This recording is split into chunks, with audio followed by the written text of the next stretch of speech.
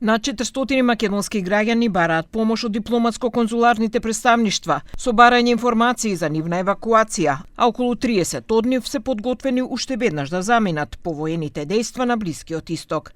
Од МНР вела дека со сите пријавени лица се одржува постојана комуникација и зависно од состојбите се разгледува можноста за евакуација. Дипломатско-конзуларните представништва ги преземаат сите неопходни мерки за подготовка и безбедна реализација на евакуацијата на граѓаните кои изразиле подготвеност за тоа. Министерството е во постојана комуникација со пријателски земји и меѓународни партнери со цел координирано спроведување на постапката. Во однос на Обединетите арапски емирати и државата Катар, во моментов не постојат безбедни услови за евакуација. За македонските државјани кои се наоѓаат во Израел, веќе активно се разгледуваат и координираат потенцијални алтернативи за нивно безбедно извлекување. И покрај сериозноста на војните дејствија, во земјава не се очекуваат нарушување на безбедноста, оценува експертската јавност. Професорот Никола Дујовски од Факултетот за безбедност истакнува дека, освен цената на нафтата и можни проблеми со мигранти, Македонија не се соочува со некаква закана.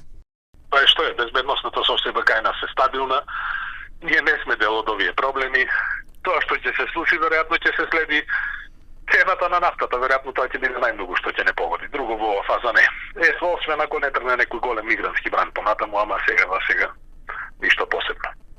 Доцна синоќа во кабинетот на претседателката Гордана Силјановска-Давкова се одржа и советот за безбедност, на кој беше расправано за безбедносната состојба во земјава. Таа рече дека Македонија не се соочува со некаква опасност, но и дека постојано се следи развојот на состојбите со воените дејства во Блискиот Исток. Може да се оцени состојбата како стабилна и како безбедна. Значи, ние не сме во моментов изложени на нестабилност, ниту има опасности по безбедноста внатре и во регионот.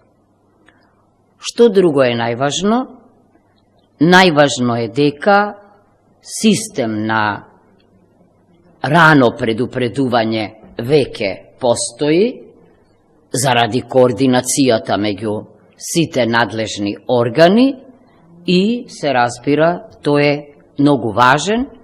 Откако вчера СДСМ даде целосна поддршка на САД и Израел, со свој став излегува и од Дуи и Влен. Од таму велат дека САД ја докажува својата улога како гарант на стабилноста и глобалната безбедност.